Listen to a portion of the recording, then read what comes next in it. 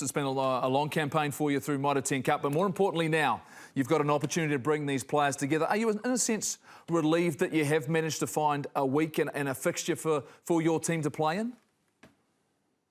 I'm more grateful than anything, Jeff. You know, as Farah alluded to, we anticipated that we might be able to get a game in the middle of the year, and COVID put pay to that, and that that the powers that be to be able to pull this together at fairly late notice is great for both Pacific Island and Māori communities.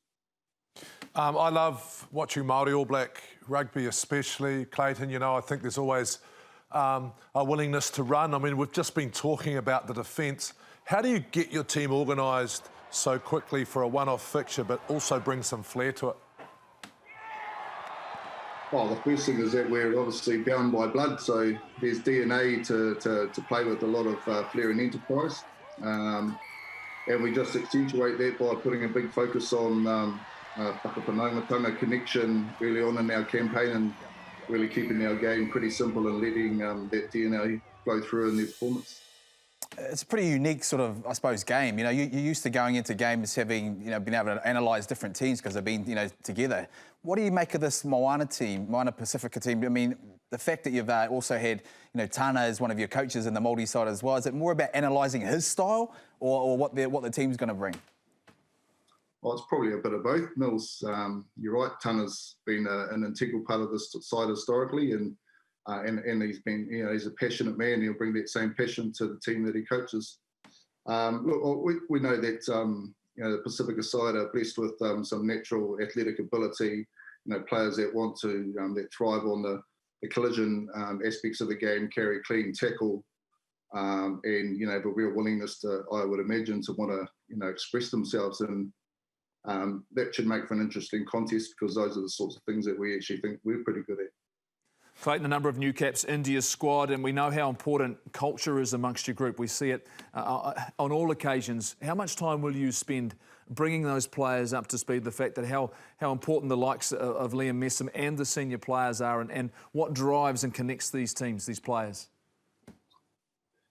Yeah, we've had a bit of a changing of the guard over the last couple of years. The All Blacks have obviously taken away a few, and that's fantastic that more Māori players have been represented by the All Blacks, and it's meant that opportunities have opened up for a few of the old guard, but also some new players to come into the environment. And I think it's a really good blend. We were really keen to get the likes of Josh Honock and Liam Squire involved, bring that mentorship to a couple of young guys who will be experiencing this level for the first time. Liam, I think it's fantastic what Liam's doing.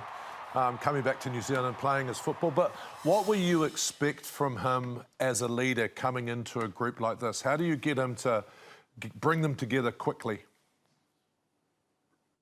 Oh, just the mana of the man. I've obviously spoken to Waikato coaches and been involved in the Chiefs environment in different sort of capacities over the last little while, and you often hear about the mana and the standards that he brings to all of the teams that he's involved with, and sets a great example for the younger people that come into those environments with less experience. He really shows the way through his actions, and both on and off the field, which is hugely important.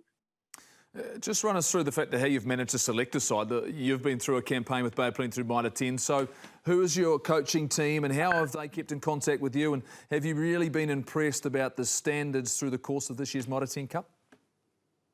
I have. I think it's my involvement with Bay of Plenty has meant that I've been acutely aware of how teams have been going, and how tough the competition has been, and as it always does, it throws up some new names, and you also see the value and experience. So week on week, you're looking at each team, and inevitably I'm sort of casting 2 or 3 eyes across each team, one for the Chiefs heading into 2021, but also the Māori All Blacks. So I think we've been blessed with some great rugby this year, and both teams will be well represented through a form that we've seen. Clayton, thank you so much for your time. We are grateful as well, the fact you guys have got some action this year. I'm sure it's going to be a fantastic contest.